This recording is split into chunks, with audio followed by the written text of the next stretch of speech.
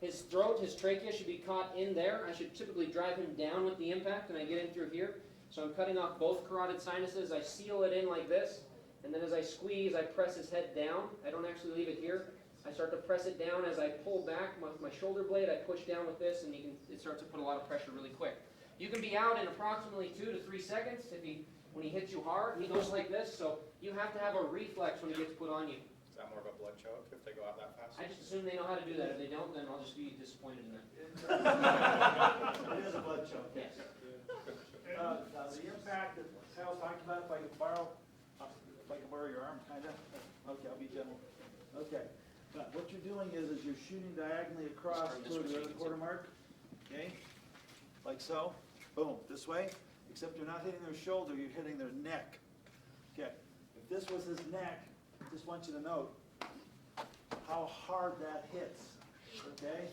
It's not a slide, it's a hit with your biceps on the side of the neck and spine, and it's just, I mean, they'll see stars just from that impact. So once you strike, then you scissor your hand back, that blood choke is already done, okay? And as Kyle was talking about, you don't put your hand on top of their head. In fact, if you slide the side blade of your hand underneath their ear, all you have to do is flex, and they get the message. It rolls in, and you get that double vice on it, essentially. So that means, well, we don't have a lot of time to counter this sucker. Yes? So ideally, it's a reflex when you feel the contact. This is before timing. Turn like this.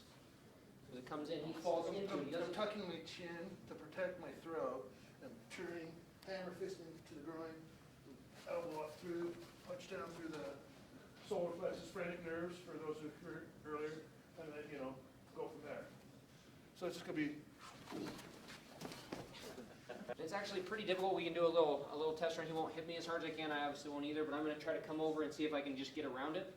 And it's just kind of a reflex. As soon as he feels contact when he turns, if you notice by the way he turns, this is kind of what we call extending the spiral.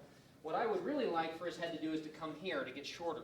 So he makes the perfect, your good flinch response is what? He elongates away from it, targets go away, weapons go in, and next thing you know, I'm getting hit through here before I can secure the sucker.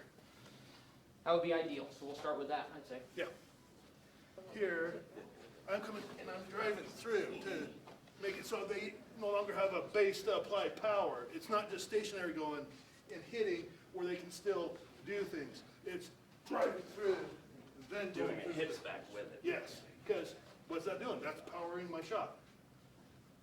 So just keep that in mind when you're doing it. There's always the two aspects, you have to gain a better position and you have to, so what we're seeing is people are being grabbed and basically they're trying to stand here and do the counter. This is kind of a desperate hit sensitive. While he has total position, he's going to make me pay probably for hitting him in the groin in this case.